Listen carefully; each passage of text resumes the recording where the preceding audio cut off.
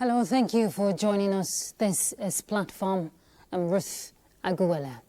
Reforms are crucial for the development of any nation, either in fiscal policy, monetary systems, or any critical sector. The main objective of reforms is to overhaul a system and re-establish a system that works even better. But more importantly, having citizens buy into ongoing reforms becomes a collective approach with positivity as the set goal. This administration started on a positive, reformative drive on assuming office in May 2023. President Bola Ahmed Tinubu introduced a series of bold economic reforms aimed at stabilizing and revitalizing Nigeria's economy. Now, these reforms have drawn both accolades and criticisms due to their wide-ranging impact on citizens and the broader economy. Now, some of the key reforms introduced include the fuel subsidy removal, exchange rate unification, the tax reforms, which have been made to broaden the tax base and enhance government revenue, the digital economy drive. We're seeing infrastructural investment, student loan scheme, and the consumer credit scheme. But what are the gains, impediments, and projections in the nation's path towards achieving a $1 trillion economy by 2030? On Platform, we'll put a spotlight on economic reforms on the President Tinubu's administration as the administration counts down to 2 years in office. Our guest is Dr. Niyi Akinshiju. He's a financial and investment analyst and also chairman, Independent Media and Policy Initiative. Thank you very much for joining us. It's a pleasure. Thanks for having me. All right, and just before we bring in our panelists, of course, you know the tradition. We want you to know more of our guest. We just have a bit of his profile. He's a veteran journalist, a writer with inclination for investment and sundry issues.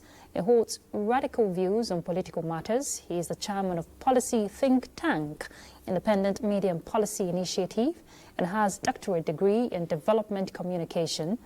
Dr. Akinshiju is a special advisor to APC National Chairman on strategy and planning. Well done. Thank you so much. All right. I was wondering how I got that. I was wondering. Musa Abubakar, business correspondent, is on the panel today. Thank you, Musa, for joining us. It's a pleasure to be here. All right. So, Dr. Akinshiju, you've been in the game for a while, even from the past administration till now. And 2 years ago, I'm sure you recall vividly, the first reform that welcomed Nigerians was the removal of fuel subsidy, to cut costs and governance and all of that. And now going by what has played out, the indices and the impact or the rippling effect, what would you say, if you want to give an assessment 2 years down the line? Well, I think I can borrow the basis of assessment from the recently concluded or conducted business expectation survey by the Central Bank of Nigeria. This is a survey the Central Bank of Nigeria conducts every month, engaging captains of industries in critical sectors of the economy, in agriculture, services, industry, etc. The survey measures the confidence level of captains of industry in the economy. Why that is important is that the private sector is supposed to drive the economy.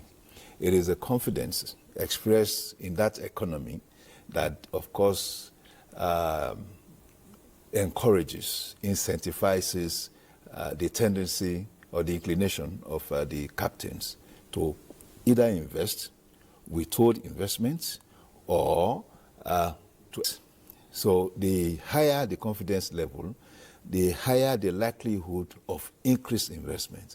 And we know that investment is a major driver of multiple factors in the economy, either at the level of employment, at the level of expansion of plants, and of course, increased investment also lead to creation of subsidiaries. So when there's higher confidence level expressed by those who make decisions on investments, it is most likely that the environment, the business environment, would be better enhanced. So the April business expectation survey shows that there is an increased positive outlook, you know, by these business owners, the executives. April shows 22.3% confidence level, and the CEOs have also expressed the fact that the confidence level is likely to continue on an increased trajectory to up to 48% in October this year. So what that tells you is a willingness to engage with the economy by these businesses. So the major driver of this expectation, the major drivers of this confidence level would of course be the policies that have been deployed, the impact of the policies, and it will also reflect the fact that you are seeing positive results, you know, on the business activities of these companies. Most quoted companies on the Nigerian Stock Exchange that declared losses based on their forex losses in 2024 are back to profit making. All, not even most, all. MTN declared a loss in 2024, Dangote in 2024, Unilever in 2024, Boa Group in 2024, and you can go on, including CBN itself, you know. But in first quarter 2025, we are seeing a resurrection of sorts in that segment. All have declared profits after tax, positive profit after tax, and of course the CBN itself declared a profit, you know, after a loss of 1 trillion in 2024, declared a profit of 30 billion, you know, in this first quarter. It's a changing economic model that we have experienced since 2023, May, when this government assumed office. There were expectations, you know, but of course, what the government decided to do, what the government of President Bola Ahmed Tinubu decided to do, was to apply the basic tenet of economy. The basic tenet of economy is efficient application of resources. So much that at the entering point of efficiency in application of resources, the exit point is efficiency gain. So it's a positive. So you apply efficiency, all factors of production are directed, applied efficiently. When you properly manage that template, at the end of it, you do not just get gains, but you also get gains that are attached to the efficiency, to the application of efficiency. Go ahead. Well, I see you nod into some of the issues because you you raised. mentioned of the fact that those, subsidies that are supposed to go to those people is not actually getting to those people. Is actually there are some few individuals that are taking advantage of it. But today we get to see a whole different picture, because the cost of energy has gone up and is actually affecting inflation today. Price stability has been an issue. And it's not just about fiscal authorities just addressing issues of insecurity in some farming communities to boost local capacity, or as much as, farm produce production. But it's also an issue of the issue of energy cost. It seems to affect virtually almost everything. You noted issues of security around farm gates and all that. Yeah. If we start analyzing that, it's a V shape. you keep going into other segments. So thanks for limiting to energy. What is obvious is that, just as I noted, when there is price suppression, subsidy is to suppress price. open market price, is to say that if this item costs 1,000, the federal government would pay 600, and then, of course, it means that the beneficiary, the consumer, will pay 400. But at what cost, is that subsidy being applied? That's the question. So when the government now says, okay, rather than suppress this price by this amount, 600, can we take this 600 and apply to critical functions of state that will benefit all? Roads. It got to a point in time we could not realize enough earnings to invest in infrastructure. So much that in a budget circle, even out of the normal 30% that is committed to infrastructure, hardly was government able to realize 10% of real revenue to channel into infrastructure. And at the end of the day, you now have a multiplier where people, entrepreneurs, farmers, those in the urban centers, other manufacturers and all that, are now operating a deficit-based system because of cause of inefficiency in infrastructural facilities. Farmers would farm. Let's discount security now. Farmers will produce in their farm. To take the product from farm to even the artery, the road, the next road arteries, which is usually controlled, constructed by the local government, becomes difficult.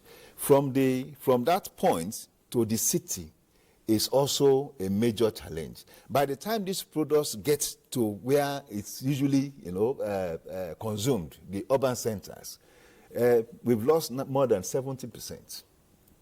70% of it. So it has become a major concern. So the immediate resolution of that would be, can we have more fund directed at providing roads?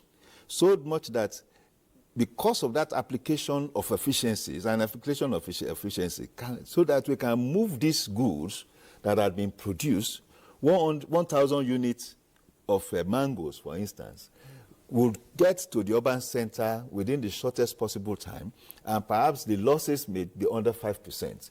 Now compare that to 70%. The farmer is happier when he's able to get to the market with the bulk of his product, and he earns more. So even whereas the products, or rather the cost of living, is higher now, the farmer is able to earn more, to fund the increased cost of living. The latest we've had that states had acquired an aggregate of 5 point something trillion loans, debt, and that over the last 2 years they had paid 1.8 trillion. Now, why? How? What happened? Simply because the subsidy that had been removed has now been saved. It has increased the volume of revenue available for sharing amongst the three tiers of government. So any responsible state government now has more money, of course, to start, defraying the debts it had secured. Even at the level of the federal government, you also have the federal government, both historical and current debt, going up to $113 billion. And I'm talking about both domestic and the foreign debt. $113 billion. The last count of the recent figure that we have is that it has been reduced to $94 billion. That has implication. One, the higher your debt, the higher the cost of servicing your debt. And it is also opportunity cost. So when you are servicing debt, the real cost of the servicing of the debt is actually the life, the infrastructure that you are not able to provide. Those are the real costs. Okay. So the quicker you can reduce your debt profile will also reflect in your debt servicing. It will mean that you would have saved more money to provide for the people. You know, talking about provision, of course, the administration recognized some of the effect, you know, of the reforms and also the positive sides, like you have broken down for us. But in the aspect of interventions, you know, following these reforms, we saw in the energy aspects that Musa brought up, we saw the whole move to look at alternative means for energy. Now, how would you, you know, assess that aspect? Because we saw the push really last year, you know, for people to move to the other aspect. Yes, that's a CNG. It takes an innovative leadership to even think out of the box, to have that kind of alternative. Now, because it's the resources that had always been there. It should not just be in 2025 or 2024 that we should be thinking of compressed natural gas, you know, for usage in our transportation mode. Gas has always been associated with crude oil in Nigeria. So why did we have to wait? What has not been really harnessed? That's the problem, and it is because of this model that we have been, you know, operating all this while. It brings complacency when you have when you are earning so much for crude oil. You do not think of alternatives. You do not think of moving forward to exploit other related, you know, resources in the environment. And so we have been living from hand to mouth in the real sense of it. We earn so much money when there is oil boom. When the global market crashes, we go into another circle of bust. We start talking about, don't forget what you call austerity measure, had been on, you know, since the 70s to 80s. So it's a circle. So now, if we are able to diversify our economy, CNG usage is part of diversification of economy, and it is also part of addition to our energy mix. Yeah. So it's serving two purposes. Diversify economy, gas usage. Gas is the base resource for urea, you know, a base element or factor for fertilizer. Now, Nigeria is becoming a net exporter of urea to West African countries. It's not as if that had not been there, but because there is a new reality of using resources in the most efficient manner, you know, and now we are tapping into what we have. Now, using CNG has also been established long time ago that the use of CNG per liter, you know, is far cheaper, far efficient than using PMS.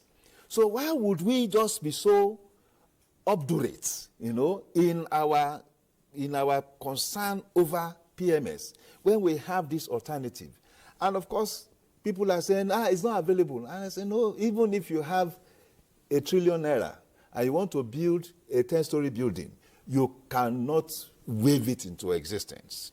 It must go through certain processes. So if CNG is beautiful, but there's no way we can possibly have 1 million, you know, stations, you know, that within a year. It has to go through processes. It's about piping, you know, and you have to pipe in the most safe manner, you know, under regulatory conditions and all that. And yes, I also see that it's becoming popular. I was in Lagos recently. I saw vehicles where CNGs are sold, are dispensed. I saw vehicles on queue, you know, receiving it. So I think over time, this will become popular. Access to it has become democratized, so more people would use it because truly there are evidence to show that it's cheaper to use than PMS. And not just that it's cheaper to use than PMS, it is also safer. You know, though some people had expressed concern over safety, but research has shown that it is safer to use. So for where I'm concerned, I think it's a new world breaking for Nigeria. It's a new world of possibility. The important thing is for us to start opening up our minds, you know, to how, embrace, yes, how do we adapt? Yeah. How do we adjust? So for me, I grew up loving socialism. Socialism. I grew up advocating for Marxism. I was at a time in my growing up days a Marxist, not just a Marxist, leader of a Marxist group. And in school, in the university, I was president of the Students' Union based on my passion for Marxism, for socialism, and all that, you know. So, but it got to a stage. We realized that even China, that were supposed to be our model back in those days, are adopting free market economy. So even you have Russia, changed your Marxism ideology. I have to start adapting. Okay, we've seen transition from fossil fuel to compressed natural gas, and which is actually slow. Is there any kind of way that we can actually accelerate the process? Because it seems to be very slow. Because when you look at it, it somehow cushioned the effect of the cost of energy. Yeah, it would have. It would have. I think the drawdown there, for me, it's communication. I think the managers of that policy should do a lot of enlightenment, you know, galvanize public interest. And I think the more public interest is galvanized, the more investors will see opportunities. So if you see people, if I'm an investor, if I see people talking more about CNG and all that, it won't just be the government. That's the government alone that is driving the realization. You will now see more investors coming into play. Yeah. And when we are able to achieve that, of course, and of course, again, I hope that the licensing process is also enabled. And also the cost. Yeah. The cost has always been a concern to a lot of people. It costs a lot to actually convert. Initial cost. Yes, and I think government is actually providing subsidy to assuage the initial cost. That's what the managers are saying. That I think they will provide 1 point something million subsidy for the first 1,000 or so users, you know, that come forward for conversion. And a number of people, a number of operators too, are also being engaged by government, trained, and some of the assets and equipment that they will be need are also provided at subsidized rates. That is where subsidy is appropriate in production. Based on my interaction, you know, on the CNG issue, that is where the challenge is. The tools needed, you know, for this conversion, the conversion tools, when you're importing it, that's where the cost of this production, you know, lies. Which brings me to another critical reform, the exchange rate unification by the present administration. We saw that last year having its own effect down, you know, as a way of, you know, merging multiple exchange rates into single market-driven rate. If you want to look at the exchange rate and the foreign direct investment we're seeing and we're trying to create that balance, is it been achieved so far? I'm not saying we're there yet, but looking at the trajectory. Yeah, it's been achieved. Okay. Yeah. One, again, we go back to price suppression. Rate is actually the cost of purchase of a currency, you know. So if we say a dollar sells for 1,620 today at the BDC, it means that the price of buying a dollar is 1,000. The reality is that by 2023 June, the price of a dollar was, I think, 462 or 463 thereabouts.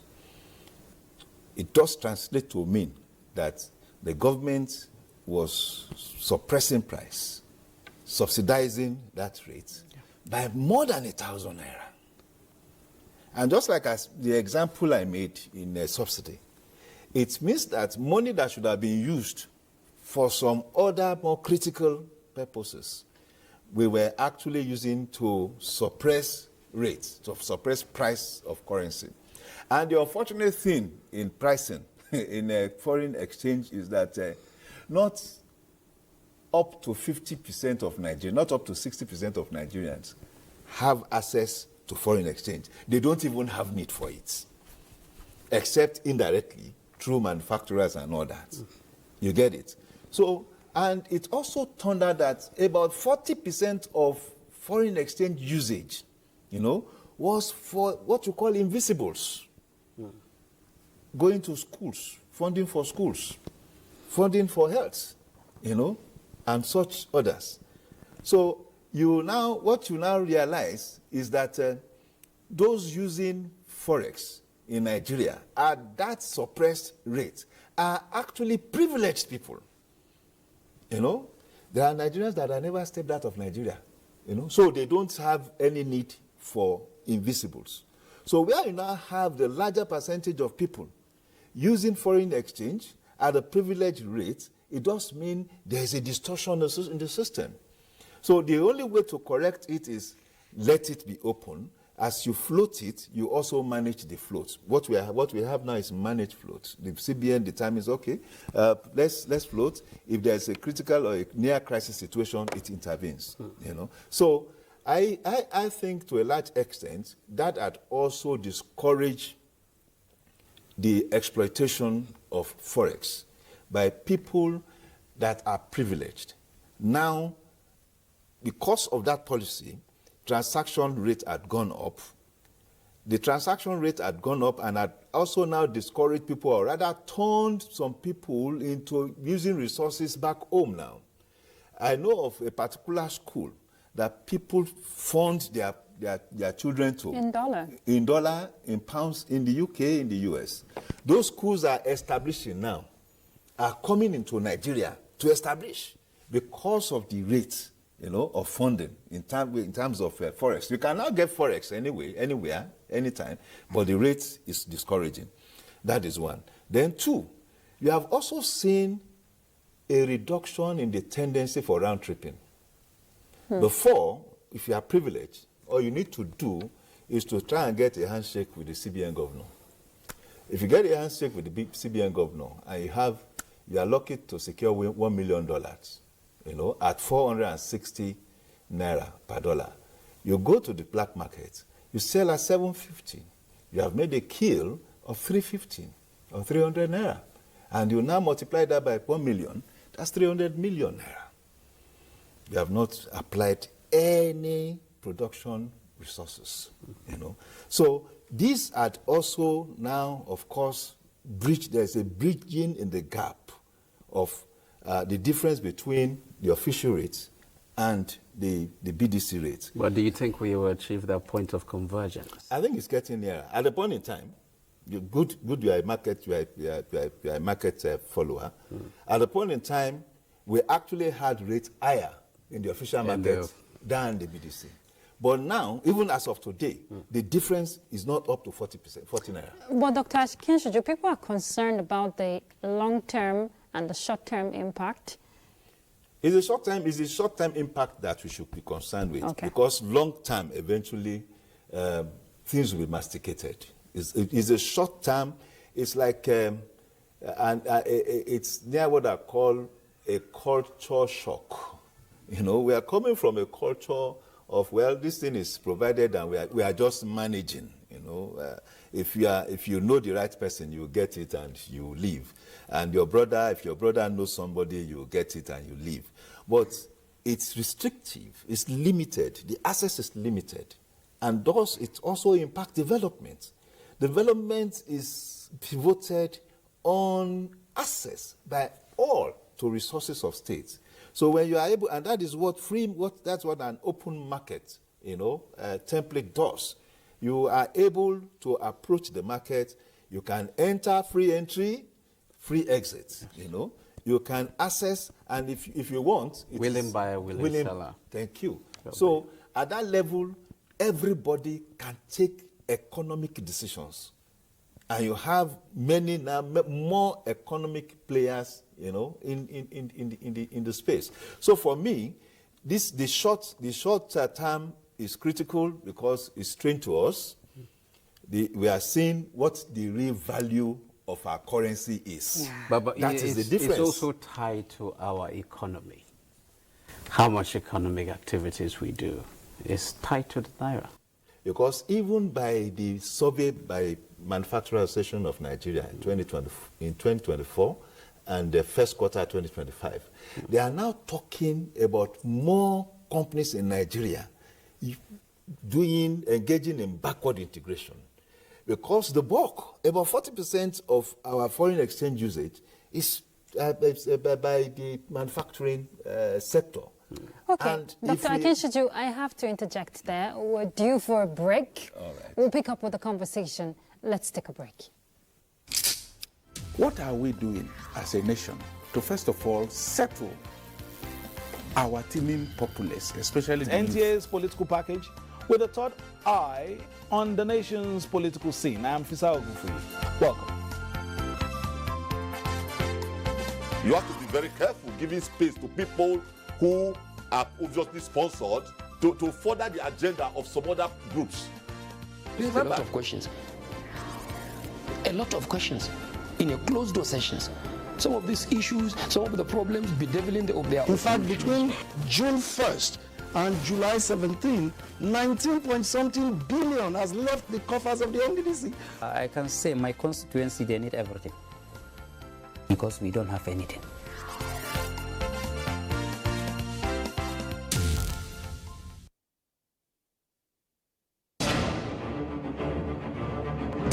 MFA for digital literacy is a bot that you can use, you can interact to learn more about digital literacy. Hello, it's our pleasure to have you join us on platform. I'm Ruth Aguwele.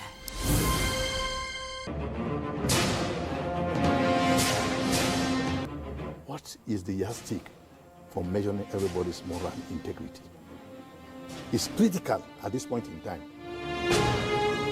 How daunting has that been for the Institute in getting them abreast with all the legislative procedures? The fact remains that one training workshop is not enough.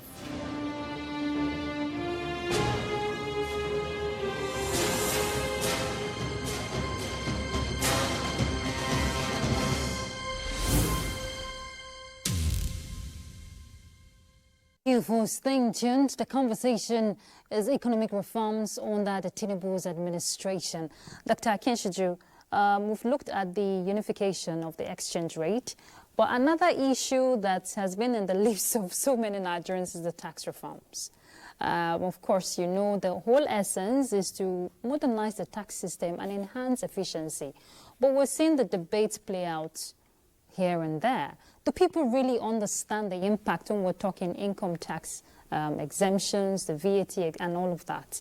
Do people really understand what it entails and how it will impact their lives? Again, the concern would be enlightenment. We need to continuously enlighten the space on approfund this coming tax bill or the tax act as it may be. I believe the president. I think they've gone through the president both houses. Yes, it's been passed. Yeah. So just the president needs to assent to it. So there's still a bill. Yeah, it's still a bill. It's still a bill. Yeah, so, until assented to. But I believe the president will quickly, assent to it because of what I describe as profound, provisions in the law. One, the Nigerian person is always concerned about his take home, and we are saying for the first time we are going to have a law that says don't bother about your take home, especially for you from 0 to 1 million naira per annum. Take your money away. For those even from 1 million to 10 million or thereabout, your tax can also be redeemed. What we used to have when we were growing, you pay your tax, you pay tax, and then you have deductions, clear taxable deductions and taxable returns on responsibilities. So if you have a home, you have a wife, you have 2 children, 3 children, you have a dependent, 1 or 2 dependents, we are supposed to have tax deductions or that tax rebates on those ones. So this tax bill is helping us structure what a real tax ecosystem should be, And it's not just about income tax alone. The same thing with VAT. There are items now that are not VATable. It used to be in it used to be, what do I call it, not too serious format. But now in this bill, in this act, or in this law, it's state law, in this law, food items, health items, certain percentage of school earnings or cost, would be exempted from tax. Then we have a love for properties. I was going through it. Yes, we have a love for properties. The average Nigerian person wants to either inherit property, build property, and all that. Now, there's also an exemption to a certain percentage, on property tax. That's 0.5 or something, it has. Then for the VAT? For the VAT, it's there are general exemptions on VATs now, and of course, the originating bill, by the committee was to say VAT would increase by graduation from 7.5% to 10%, 11%, blah, blah, to 15% at the peak. But the National Assembly in its freedom saying, no, we are going to sustain at 7.5%. It's okay. The important thing is to take off, I have been expecting the tax law, as a major intervention into what we are doing, into what government is doing at this time, because it will add to the ease of living, ease of doing business enablement, because it can cover virtually all aspects of the economy. Now what's your assessment on small businesses, and how do you see this somehow reshaping our fiscal policy? Small businesses are exempted. If from 0 to 100 million, it used to be 50 million. Sorry, okay. It used to be 0 to 25 million. It's 50 turnover. Million. Then we'll come to that. It used to be 0 to 25 million. They have now extended it to 50 million. Use exemption on company income tax. So when you have that, it does mean that when you have any form of earnings within that range, you are able to reinvest again. And we all agree that small businesses are the foundation of the Nigerian economy. Yeah. So if you are able to allow or enable the small businesses to reinvest, it means they are expanding. When the business expands, the immediate implication is employment, because expansion translates to employing at least one other person into your concern, your going concern. Then from 50 million to 100 million, there is a reduction too. Instead of the standing tax, company income tax, is 30% of your earnings, what you call profit before tax. So when tax is applied, after you have done all the deductions and all that, when tax is applied, it's 30%. But on 150 to, I think it's even higher than 100 million, it has been reduced to about 15%, So, and again, all the levies that comes into taxation, into the taxation template, would also be reduced over time. Now, if you look at the levies, development levies, TED Fund, NITDA, a number of them, that adds up to 36%. So in actual fact, when a concern pays tax in Nigeria, you are paying an aggregate of 36%. But the tax law is saying from going forward, those taxes will now be faded out, so much that it won't even stop at 30%. I think the target is 25%. So that's business enablement. Now how do you factor this tax policy? Then you talk about the current GDP growth. How do you factor all these things into achieving the $1 trillion economy? So let's say what exactly is GDP? It's the value of production, cost value of goods and services within the environment. What drives value is purchases, because the more the economic agents are enabled to buy more, either of goods and services, the economic tendency is for producers of goods and services to produce more. So now you now have a tax system that is encouraging people to have more. And to have more would mean to purchase more. So by purchasing more, you also now incentivize the producers of goods and services within the economy to produce more. So when you produce, and I'm taking that is just one segment, of the larger economy that we are talking about. But we are talking about what this new taxation template will do to drive the 1 trillion economy. Yeah. So for me, is to say that you have more SMEs, you have more people engaging in businesses, you have more people purchasing more because of increased purchasing power. Now, when you have increased purchasing power, it also translates to mean that the buyer, the consumer, is at will now to also expend on what you call discretionary spending. So it's not just going to be about basic consumption, but it's also going to be about spending that sometimes you may not even need, And the economy has shown that, yes, it may have issues around efficiency, but again, when you also have people expending money on luxury, it also helps the economy.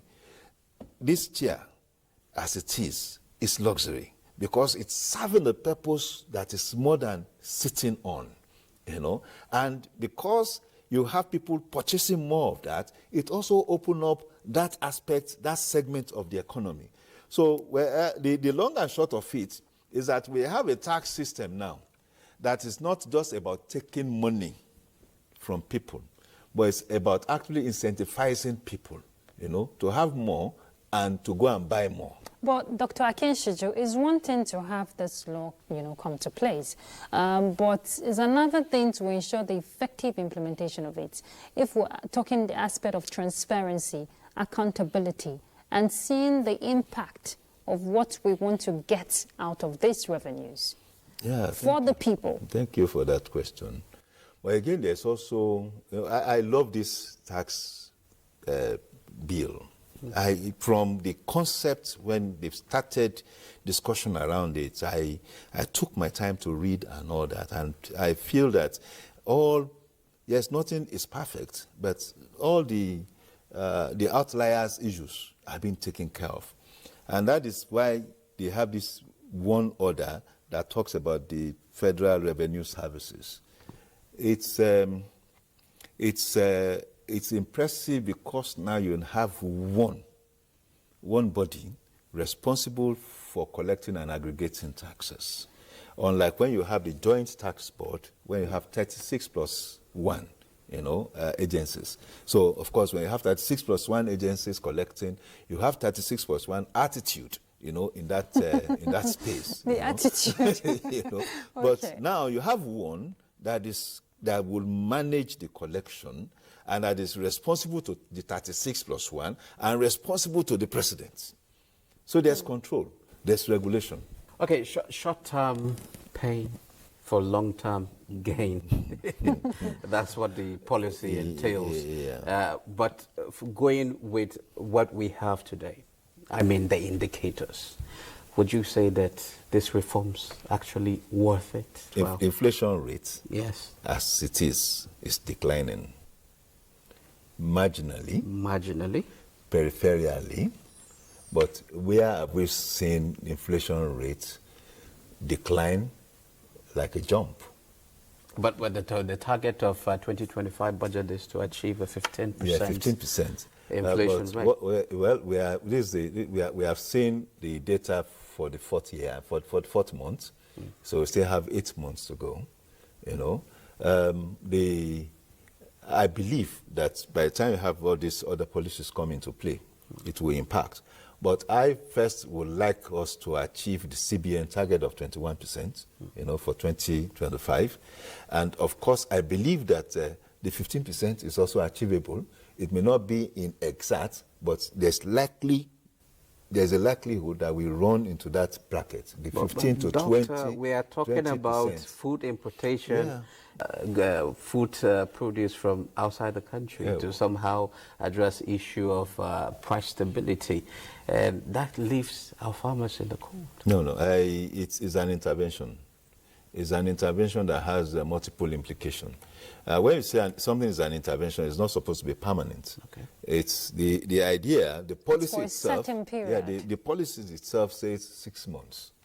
And I'm very sure whatever we are seeing now are just the overflow of that 6 months. Don't also forget that it didn't start to time. In that it took up to 4 to 6 months itself for it to commence, and it's, as it is going on, there are different sorts of engagements. Don't forget that the Bank of Agriculture has been capitalized now to up to 1.5 trillion from less than 600 billion. So when you see such gesture, you know what the government is trying to achieve. So it means that we'll have a more active, active Bank of Agriculture. And it is not the CBN responsibility to be doing all that, with the ACOS Borrowers Program and all that. It's the responsibility of an entity like the Bank of Agriculture. Now we're also talking about Forest Guard. It talks to the fact that the Chief Executive Officer of this country understands the issues that are at play, and that we had banditry in the first instance because historically we never provided security for our ungoverned space. It's there, but the places you see security historically are urban centers, township, cities. If you go to your village, hardly would you see, even if you are going to see a one-room police station, it will be so decrepit that you imagine how they live there. So now and of course we don't even secure our forest. So criminals saw opportunities there. But that is changing. That's what I'm saying. It's not easy. It's whatever we were doing before was to contain, But this policy, the conceptualization that I'm seeing, is a principal target tool, for that, to address that problem. Okay. You now have people who understand the forest go take charge of the forest. Now, briefly, how do you assess investor confidence? I started with investors' confidence. how would you say that is investor confidence? It's increasing. One, you have a predictable foreign exchange. Two, you also have an attractive interest rates, that can attract investors both domestically and globally into the economy. Okay. And we also see the outplay of ease of doing business. Yeah. Which is, work in progress. But very briefly, we're out of time. What are your projections going forward? Beyond 2 years, we see the World Bank projection for the economy, 3.6% for 2025. If you want to look at all the projections here and there, are we on the right trajectory as we round up? Yes, we are on the right trajectory. I protested. IMPI, Independent Media and Policy Initiative Group, issued a statement to reject both the IMF and the World Bank projections, believing that what they do is to adopt the rear mirror approach. Look at what has happened long time. But we are looking at what is happening, what would also happen. That's the windshield outlook. So for us, we believe that at least we would have up to 5% GDP growth in 2025. With the uncertainty. And I'm sticking. There's no with the uncertainty. I am not seeing any form of tariff. I'm not. Trump's tariff. Trump tariffs had gone around the world, impacting different economies, but apparently it has not impacted the Nigerian economy. And I said that earlier, that we don't have huge business doing with America. I think we should put our minds to be optimistic and not be pessimistic in looking at the economy because it's a global crisis anywhere in the world. I think we are growing resilience, which is not part of the character of the Nigerian economy before. And that is what happened when you enable businesses and people. So the policies that are being deployed now are helping to enable businesses and people. All right, we have to leave the conversation there. All right. Thank you so much, Dr. Ni Akinshiju, the Financial and Investment Analyst and Chairman, Independent Media and Policy Initiative. Thank you for giving us insight into issues concerning the economy. Pleasure, man. Thanks so much. All right, Musa Abubakar, our business correspondent here in NTA. Thank you so much for your input. It's been a pleasure. All right, and we've been looking at the economic reforms of President Bola Tinubu's administration. It's 2 years counting down. For us, we'll continue to lend our voices in the advocacy on the policies of the federal government so that citizens can key into initiatives that benefit them. And that's Platform. I'm Ruth Aguilera.